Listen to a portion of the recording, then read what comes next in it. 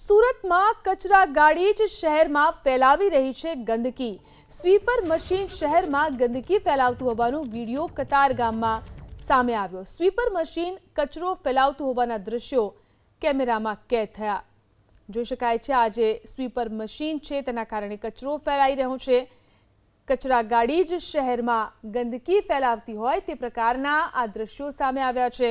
સુરતના આ દ્રશ્યો છે। સ્વીપર મશીન શહેરમાં ગંદકી ફેલાવતું હોવાનો આ વીડિયો સામે આવ્યો। સુરતના કતારગામ વિસ્તારમાં આ રીતે સ્વીપર મશીન કચરો ફેલાવી રહ્યું હતું। સુરતમાં કચરા ગાડી જ શહેરમાં ફેલાવી રહી છે ગંદકી।